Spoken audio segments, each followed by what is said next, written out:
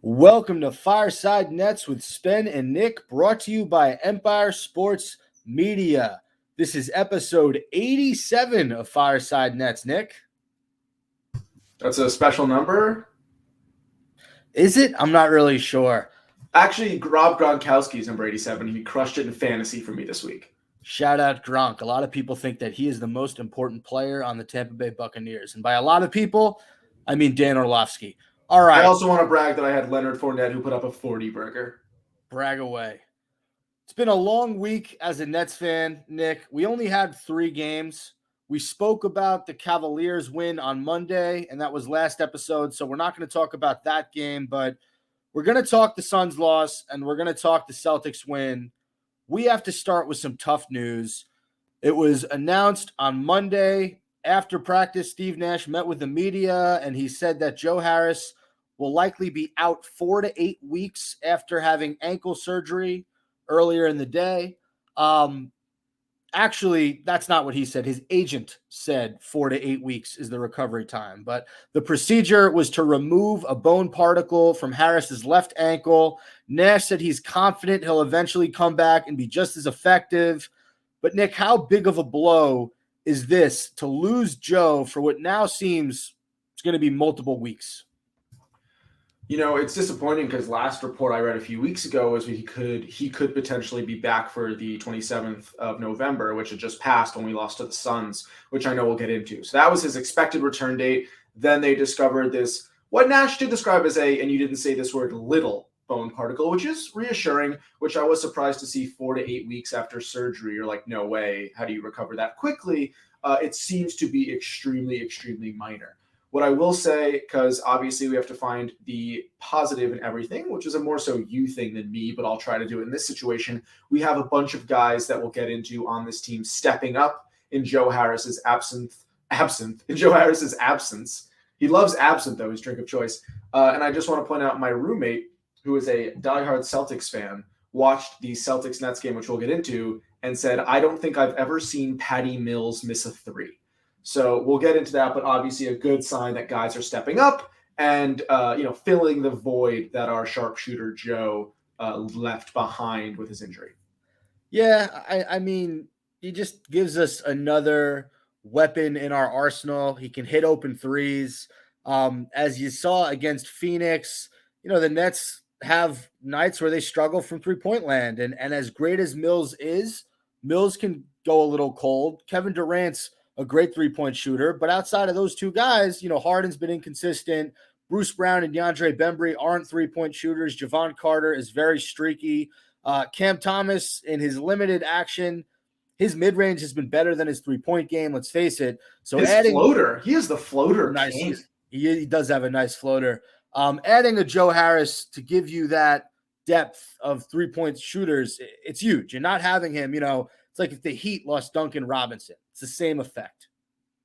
Who is not having a great season thus far.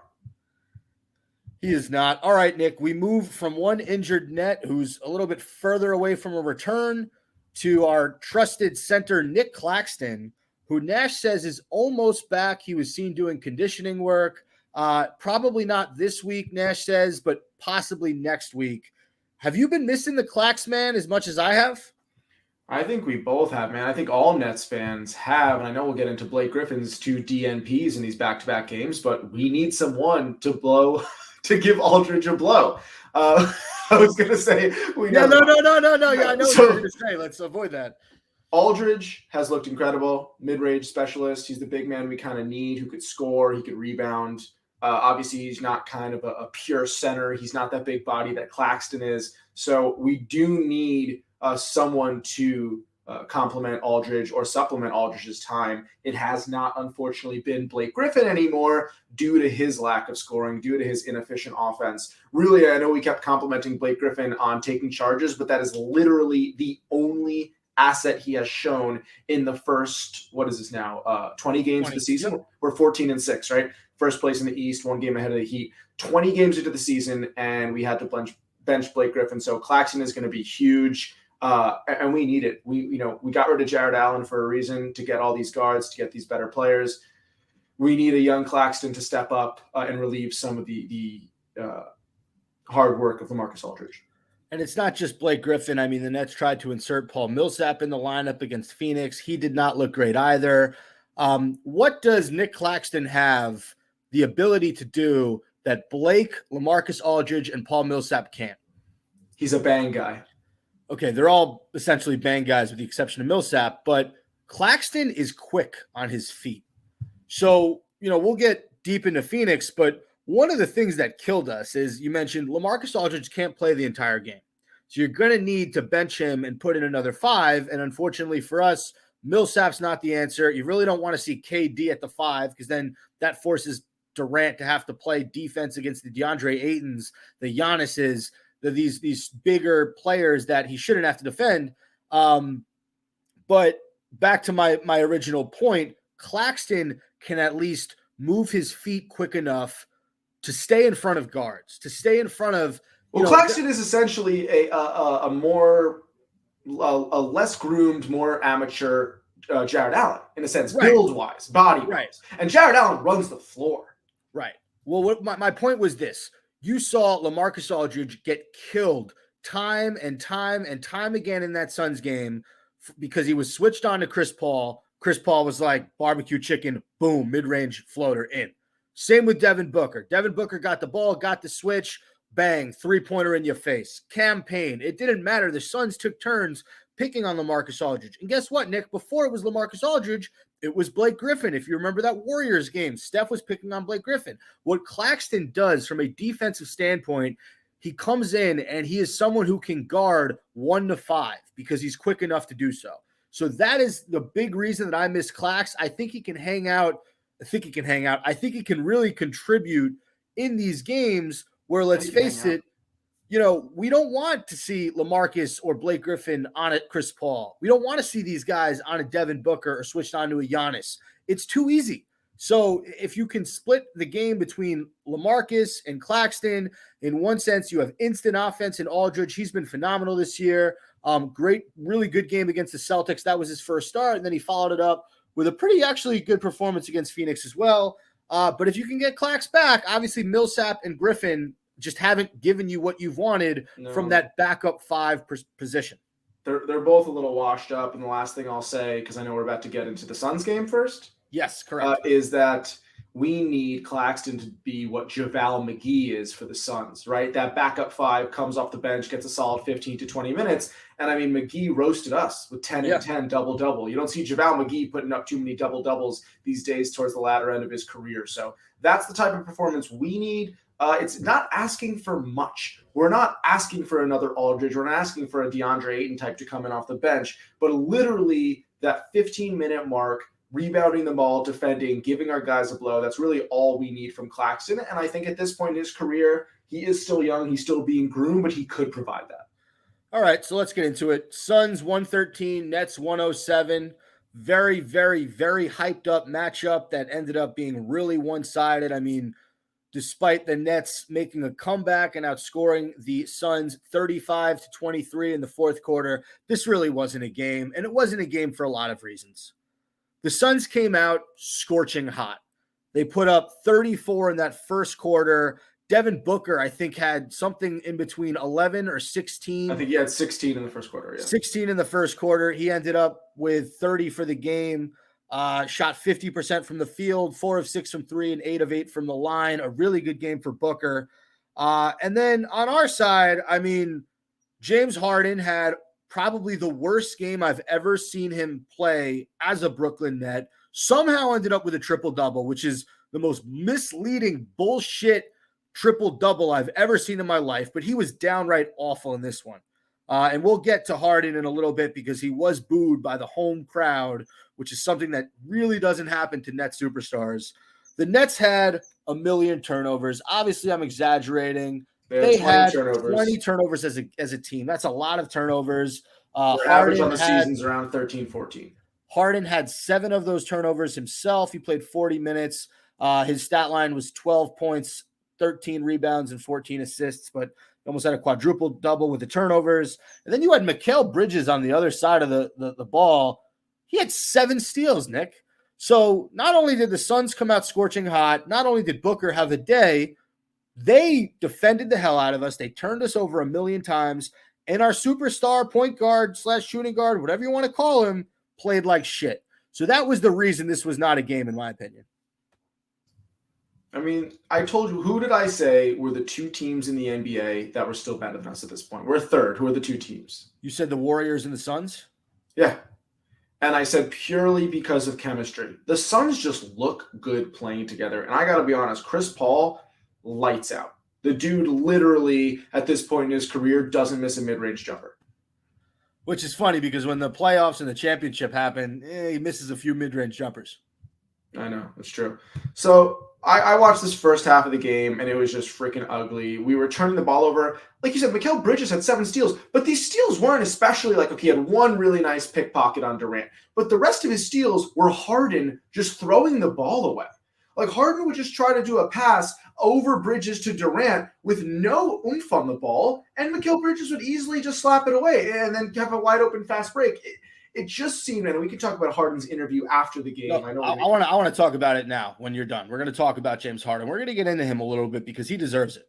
Well, Harden, to me at this point, and I think I said this to you the other day before he came out with this post-game interview against the Suns. I said last time we spoke that Harden wastes so much time. He slows down transition offense by almost opting to slow the ball down and let everyone settle into half-court offense, including the defense. Let the defense settle into their half-court positioning. Then he kind of decides for 4 or 5 seconds what he wants to do with the ball, right? And so it was like, you know, in his mind, is he going to drive? Is he going to do a pull-out and step-back three? Is he going to dish and kind of do a Memphis-style offense, like a dribble drive to Durant? Harden didn't seem to know what he wanted to do with the ball at any point. And so then he came out after this Suns game when he got booed after his 7th turnover. I think he dribbled it off his foot, kicked it out of bounds, and the Nets booed him, third quarter maybe? Yep. And the look on his face was just like pure helplessness. He said after the game, you might have the exact quote in front of you. I don't. He doesn't know at times whether to be a playmaker or a scorer.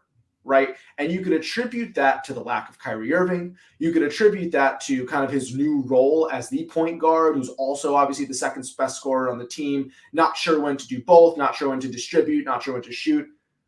But honestly, I think that's all bullshit. James Harden is arguably a top 5 player in the NBA and has been for the last 3 to 5 years, right? He is a max superstar contract guy. He averages a triple-double on the Rockets. He gets a sick contract with the Nets. He's supposed to be in tangent with Kevin Durant on the best superstar build team in the league right now in the NBA on this Brooklyn Nets team. Now he's telling me, after all this experience, after everything he's done in the league, setting records, unlike being probably one of the world favorite athletes, he's telling me now he doesn't know what to do with the ball. He doesn't know whether to distribute. He doesn't know whether to shoot. Dude, you're a professional basketball player. Feel out the play, okay?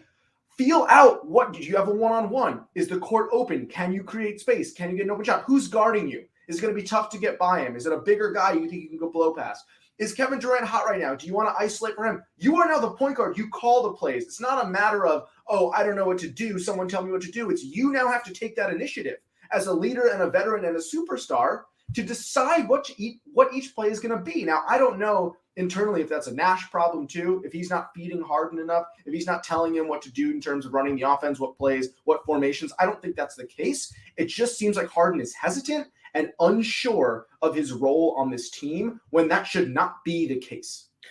A few things, and I appreciated that rant. I think you touched on a lot of really good things there.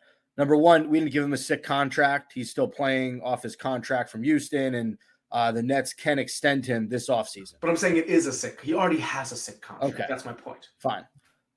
James Harden is not playing any different of a style of basketball than he's played his entire career. James Harden's style of play is slow the pace down, get the one-on-one, get the pick and roll, get the matchup he likes.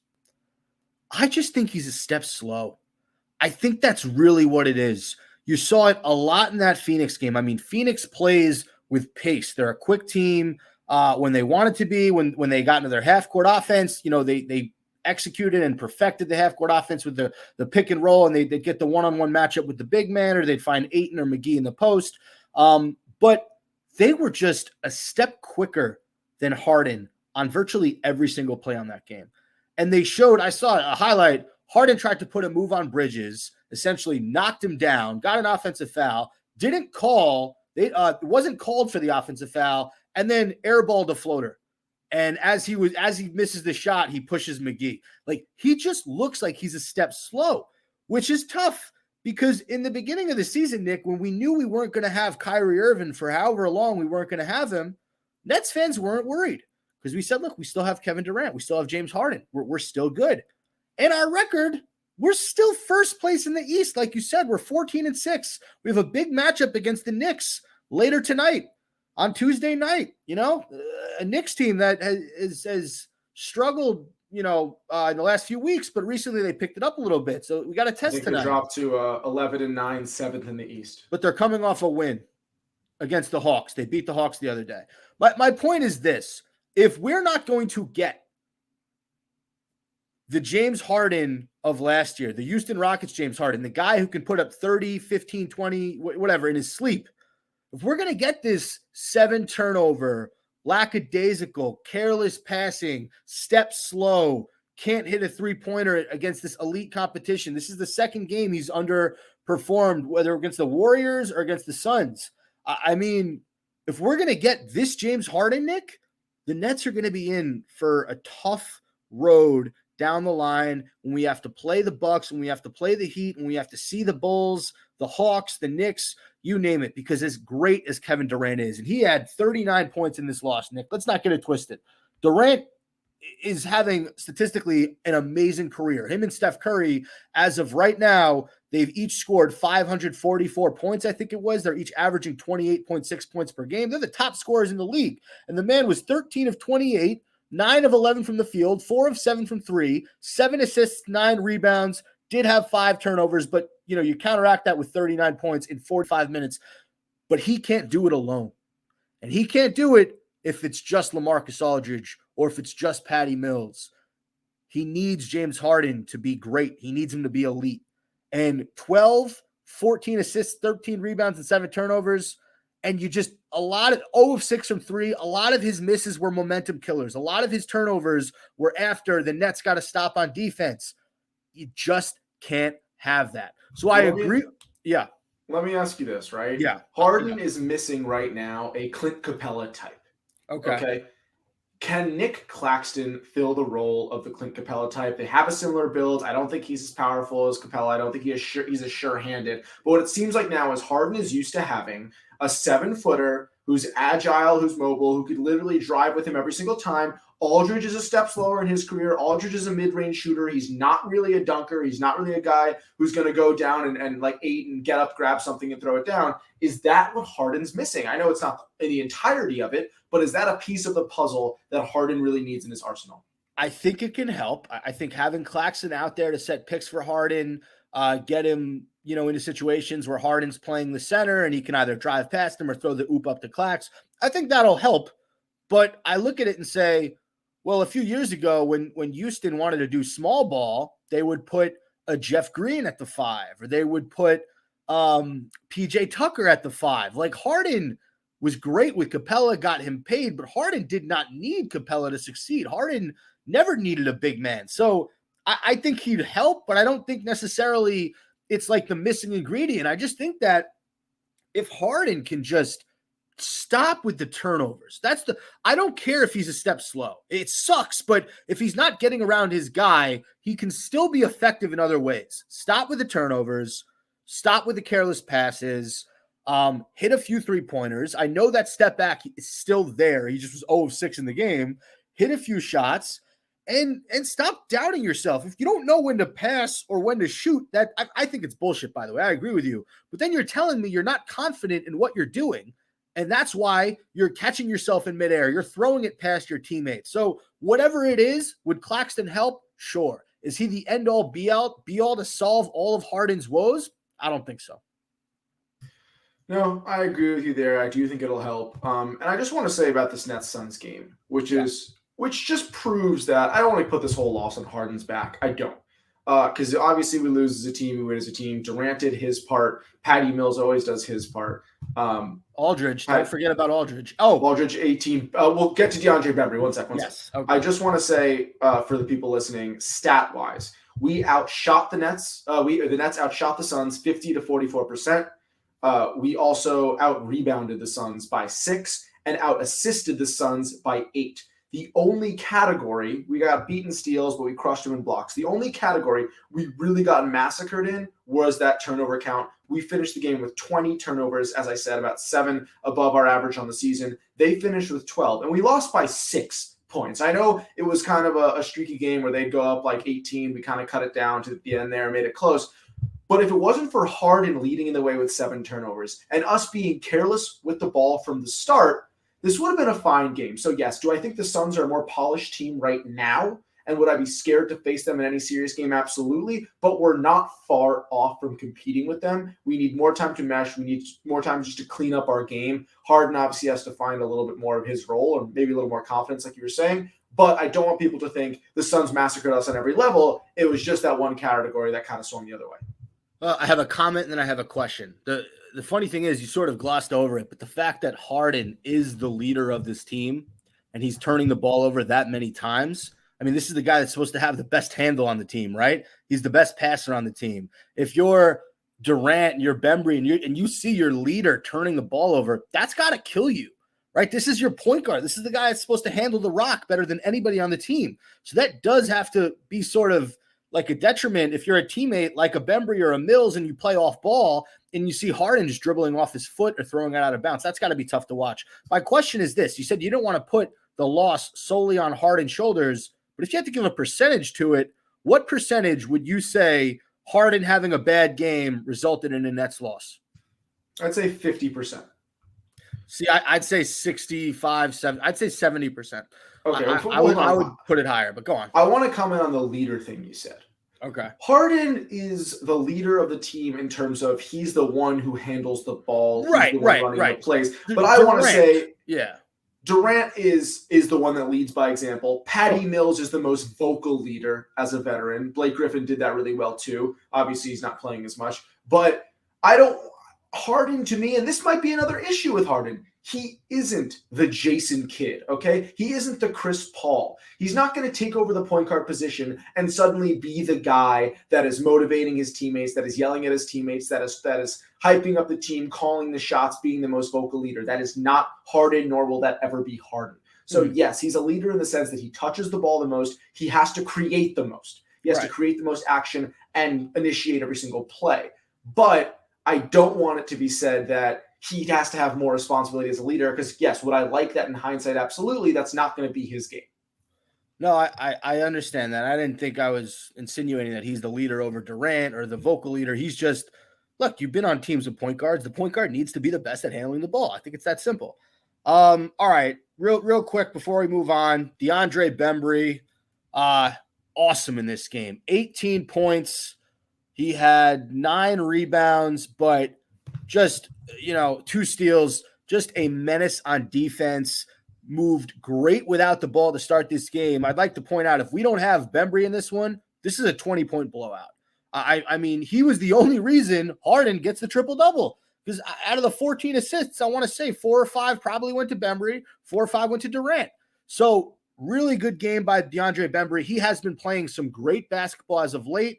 Unfortunately, Bruce Brown is sort of trying to be worked back into the rotation. He's coming off a hamstring injury. He suffered a few games ago, but Bembry has been great in his absence. So really like what he has given Brooklyn. Aldridge had 18 points in this one. I mean, for the most part, he was instant offense, 8 of 12 from the field, 6 rebounds.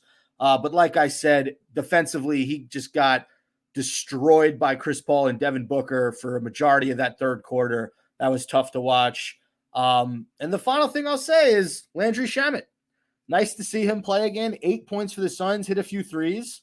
It was funny seeing him on the other side of the ball. The looks Nets better. I'm going to be honest. He looks better in a Suns uniform than he does. He does.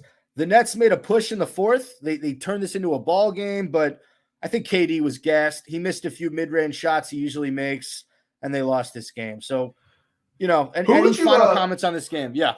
I love Bembry's game. He's kind of what would you say, a stretch 3? He's long. He's like if Bruce Brown were taller and had longer arms. Yeah, I'm very trying to similar think games. I'm trying to think of a comparison. The first thing that came to mind was like he's a much better, more polished Corey Brewer. He's like a long, athletic finisher who can occasionally hit an open shot. He's a solid defender. What's weird about Bembry is he moves great off the ball, but he's not a 3-point shooter, or he's not like there aren't a lot of players like that who he seems to be in the right place at the right time, though. Right, he's a slasher. He's like an Iguodala on the Warriors, where Iguodala's cutting and slashing. That's sort of his game. So I want to move on to kind of this narrative that now takes place after every single Nets loss. And it's, oh, well, if we had Kyrie Irving, this is why we need Kyrie Irving. I'm tired of hearing it. I understand that Kyrie would help this team. I understand that, if we have another superstar, maybe we're able to withstand blowouts like this was for about 3 quarters. And maybe we're able to compete better with the Suns and the Warriors. Sure, I'm not doubting that. But to just sort of lazily blame the Nets' struggles for not having Kyrie Irving, I think it's bullshit. I think that we have enough talent on this roster to compete with the likes of the Suns and the Warriors and the Bucks and the Nuggets and the Bulls and all those teams that, we consider elite NBA teams. I think we have the talent. I think that our team has underperformed in those situations. Mainly James Harden has been one of those guys who has underperformed. The only guy who you can say has showed up for virtually 98% of every single game is Kevin Durant. But outside of him, I mean, who else? Aldridge has been pretty consistent. Mills has been pretty consistent as of late. But I would say Aldridge pretty much every game, maybe one off game in 20 games. But it's everybody else, Nick. It's all these guys who can step up. I'm excited for Cam Thomas to get more time. I think he can help with this rotation. But if you're Paul Millsap, you got to do something in your 8 minutes. If you're James Johnson, you have to be able to, he, by the way, is a guy who pisses me off. I don't know what it is about him. He has a terrible touch around the rim. For some reason, Nash trusts him a lot over his young guys. I guess you want to play the James Johnson over the Kessler Edwards or something like that. But man, oh man, does he make some bad plays on both the offensive and the defensive side of the ball. He had 4 fouls in this one in 27 minutes, 6 points for him. Hold on. Before you get to James Johnson, before we jump ship, I want to address what you said about Kyrie. Sure. Because I apologize. I got a little, No, you're good. I completely agree that it's way too soon. It's a huge overreaction to say we're not losing because of Kyrie. Let's think about it twofold. We've lost 6 games this season. We're all attributing 3 of those losses to literally just coming out and not having the chemistry down right away, not knowing our rotations, learning who is going to step up. I'll contribute the other 2 losses to the Warriors and Suns because they're absolutely elite teams who have their chemistry down. They've been playing with each other for a while. Steph Curry is playing out of his mind. Devin Booker, also unbelievable player. Chris Paul at the end of his career, playing at the height of his career. So what I want to say with the Kyrie thing is we are still learning who works with who, and we are starting to figure that out. Now, I think Cam Thomas, DeAndre Bembry, and Bruce Brown are what we use to supplement Kyrie Irving. And Patty Mills. I'll say Patty Mills over Brown. So I'll say DeAndre Bembry, Patty Mills, and Cam Thomas, who is now, we'll get to in the Celtics game, going to prove himself as a scorer. He's coming out there like LeVert used to, right? A kind of a nobody young guy off the bench, and he wants his. He has all the confidence in the world. And the second thing I'll say is Joe Harris is out. And so how could we say Kyrie is what we're missing when our starting shooting guard, arguably the best 3-point shooter in the league, last year he was, this year he started off a little slower, but he's coming back to it, is not playing. So how could we say Kyrie's the one we're missing when if you had the Suns game, we lost that by 6. Joe Harris plays, that's an entirely different game. So I don't want to sit here and say that it's Kyrie that's the issue because we are just about to hit our stride and we don't even have our starter on the team. I think that's an excellent point. And the final thing I'll say about the whole Kyrie thing is this. Would Kyrie help on the offensive James Harden struggles front? Absolutely. Can the Nets still beat teams like the Warriors, like the Bucks, and the Suns if we have Joe Harris and we have Clax without Kyrie? I really think we can. And I still believe that we can win a championship without Kyrie Irving. Do I think that this current roster can do it? I don't know. That remains to be seen. That's the thing I'm a little bit iffy on. And what I mean by that is if Sean Marks has to make a trade or two or pick up somebody in free agency in the buyout market to make this Nets team a championship contender without Kyrie Irving, I have the utmost confidence that he will do so. All right. Well, that was some good Nets banter right there. Let's move on. And actually, my next question, and I'll just gloss over this, but basically my question was, can the Nets compete with the elite teams like the Suns, like the Bucks, like the Bulls? And I'll say that they can with the current roster if Harden can pick it up. If Harden doesn't pick it up, if he doesn't get back to his elite play, then Marks is going to have to make a move. Do you agree with that?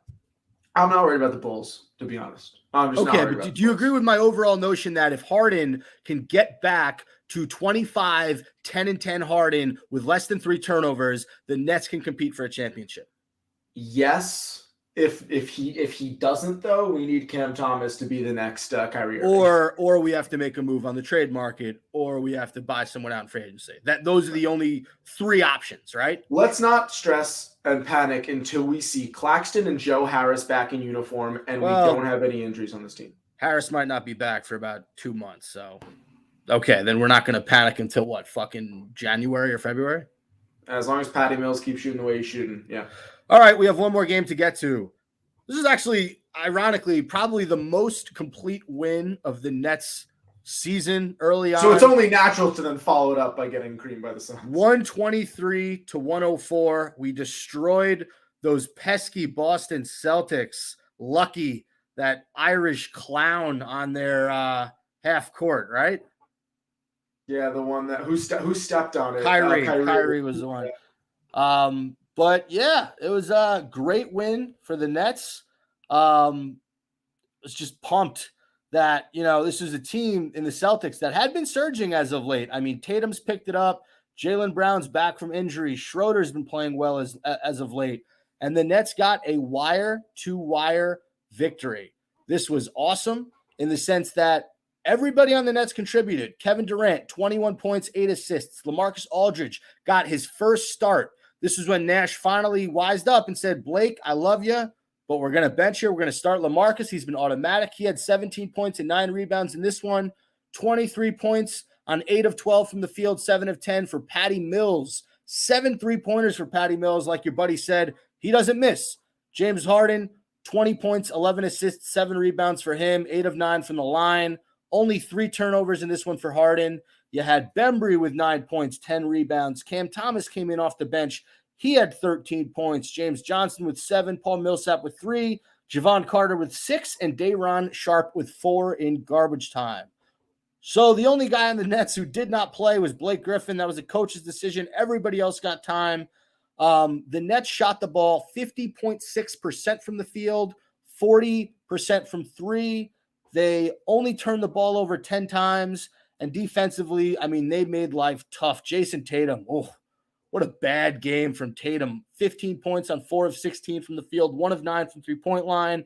Jaylen Brown, we held him to 13 points. In fact, the high man for the Celtics was Marcus Smart. He had 20 on 6 of 14 from the field, 5 of 5 from the line. But, man, this was a great victory for the Nets. Nick, I mean, I enjoyed watching this one a whole lot. What about you?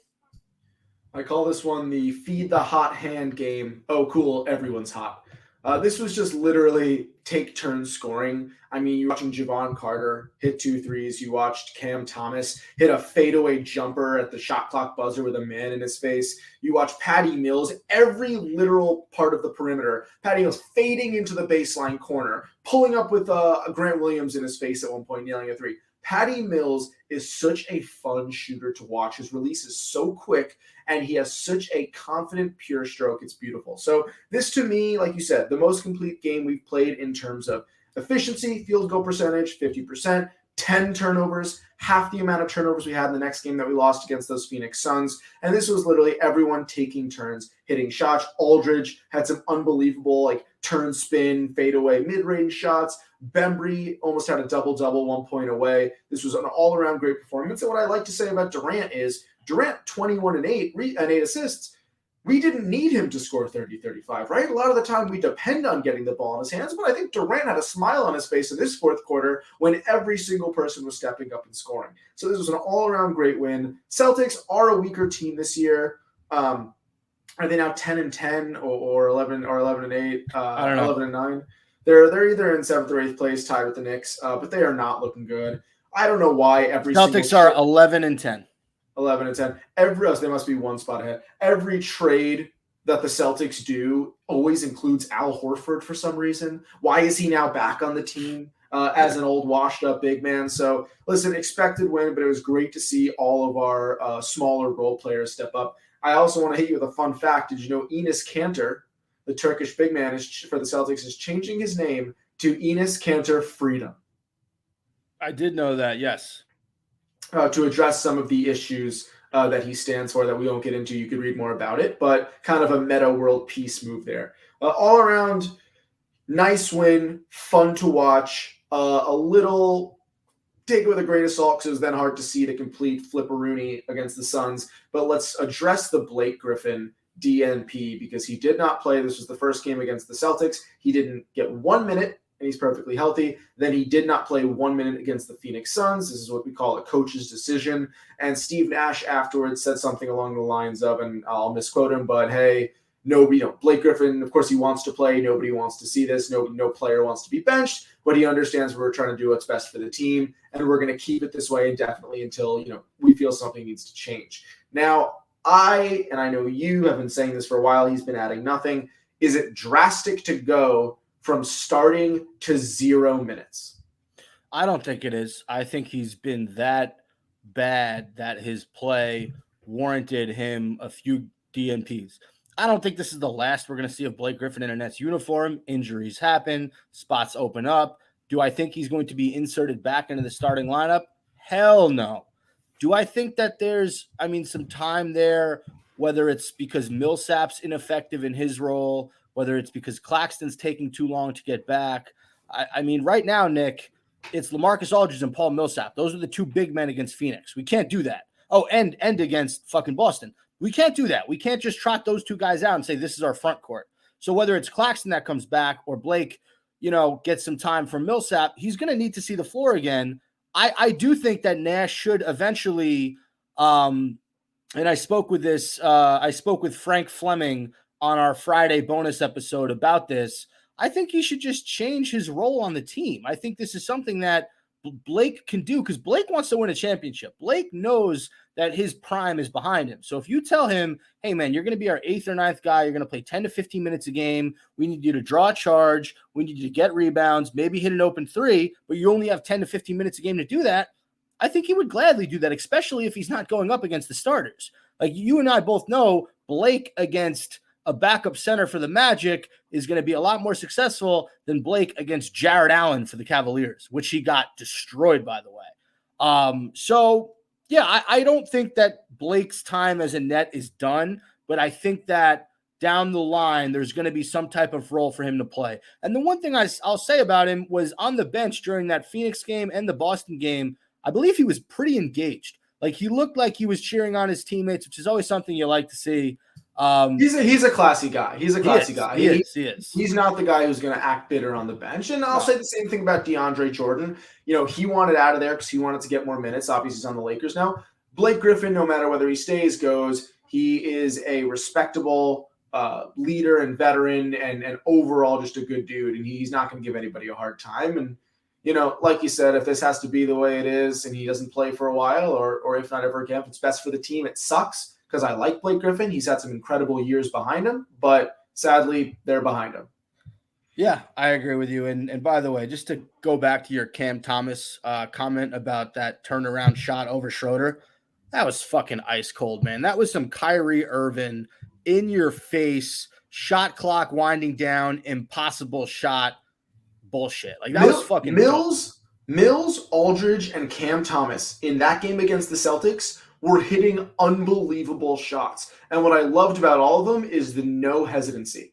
These players are playing with confidence, and I got to give Nash some credit for holding on to Cam Thomas, putting him in the G League, letting him thrive there, kind of waiting for it, almost having him beg for it a little bit, having him really eager to play. He comes out here, and it was the perfect timing. And I just watched the movie King Richard, where Will Smith played Richard Williams, the father of Venus and Serena Williams. And It was super controversial because when they were 10 and 14 years old, he kept them, Richard Williams, against every tennis coach in the world's advice, kept them out of juniors because he wanted them to get an education first before they went pro. Juniors is basically like the amateurs. It's the minor leagues of tennis. He didn't want them to pull them from school prematurely and kind of burn them out. And I got to attribute and make a little bit of give a little bit of credit to Steve Nash. Obviously not as drastic as a decision, but it's all about timing. It's about patience. He held Cam Thomas in the dugout until this is his time to come out. He comes out. He looks fresh. He looks excited. He looks confident. So I'll give Steve Nash some props and Cam Thomas even more props for just literally holding him, coming out, and looking great. What I love about this is just the beginning of Cam Thomas. Like, we're seeing these bursts of scoring from him, 13 against the Celtics. I think he had 11 against the Cavaliers or 15, but he's doing this in like 15 to 20 minutes. He got 25 minutes in this game. He was 0 of 6 from 3, 4 of 11 from the field, 5 of 6 from the line. So Thomas can be aggressive, and the more minutes that he gets, the more confident that he gets with his game, the more we're going to see him and the more of an impact he's going to have on this Brooklyn Nets basketball team. Very excited for the growth of Cam Thomas. Now, before we move on, Nick, you have a quick ad read. I do. I just want to mention I've been drinking Slate milk. Oh. It is a 20 gram of protein, 1 gram of added sugar, lactose-free chocolate milk. Okay, it comes in classic chocolate, which is kind of a milk chocolate flavor, dark chocolate, and mocha latte, which is their caffeinated flavor with 175 milligrams of caffeine. If you go to slatemilk.com and use code TRYIT15, you'll get 15% off your first order. It's delicious. It is a healthier chocolate milk for a breakfast boost, anytime workout, a post or pre-workout, or just a midday healthy snack. So Slate Milk, slatemilk.com, code TRYIT15. You know what, Nick? Right after we're done recording this episode, I'm going to go straight to my fridge. I'm going to get a dark chocolate Slate. I'm going to pour it in a glass. I'm going to pour a little bit of coffee liqueur in there, and I'm going to have myself a delicious Slate coffee cocktail. So you're going to be drinking at 4:30 on a Tuesday. We move on to who should feel worse, Knicks fans about Kemba or Nets fans about Blake. I don't know if you've heard recently, but Kemba Walker was taken out of the Knicks rotation after ineffective play over the last several games. Alec Burks was inserted into the starting role over Kemba Walker, and he will be out of the rotation for the time being. Dude, I've been saying this for years. Kemba Walker is one of the most overrated players in the NBA. The only reason he got fat, huge, ridiculous contracts on the Hornets was because the Hornets stunk. He's never been an efficient scorer. He's just a volume shooter. He is a glorified Brandon Jennings, okay? He shoots 40% from the field. He is not clutch. He had that one cool cardiac Kemba play at UConn over against Pittsburgh in college, and that was it. I told this from day one. I said to you, he is not going to do anything for the Celtics. He is not going to do anything for the Knicks. I like Kemba Walker. Everyone seems to love him. He seems like a great dude. He seems like a great time. He's got a big, contagious smile. He is not an important player to a championship team. He is I don't know what you'd call him. He's the Spencer Dinwiddie of the COVID bubble Nets team. He's always going to be the guy who jumps from mediocre team to mediocre team and gets his shots up. Honestly, respect to Thibodeau of the Timsdale Thibodeaux. It's a Timmy Turner, Fairly Odd Parents reference, for benching him, because I think Derrick Rose is better. I think Alec Burks, although he's not a great defender, Burks is a better scorer. He's quicker. He's younger. I just overall think Kemba Walker has always been overhyped, and people put way too much pressure on him to be this guy, this Tatum, Brown, and then Kemba. No, I like Smart more than Kemba. Who should feel worse, Knicks fans about Kemba or Nets fans about Blake? Knicks fans, because you expect Kemba to come be one of the best players on the team. We never expected Blake Griffin to be one of the best players on the team. We expected Griffin, sadly, which he wasn't able to do, to be a competent big man who could hit threes. He couldn't do it. It was a more simple role. I love Blake Griffin. Sorry, he's going to be benched. They brought Kemba Walker to New York because they thought he would be the guy, right? Alongside Julius Randle. I guess you'd say Julius Randle, RJ Barrett, Kemba. That's what you were expecting. Yeah, it was supposed to be Julius, Fournier's RJ, and Fournier was the third guy. That was sort of and then Barrett would step up. I'll say Nets fans should be more upset about Blake, and I'll say that. Let me finish. I'll say that because the Knicks have an insane amount of depth where they can take Kemba out of their rotation, and then you still have Derrick Rose, Emmanuel Quickley, and Alec Burks.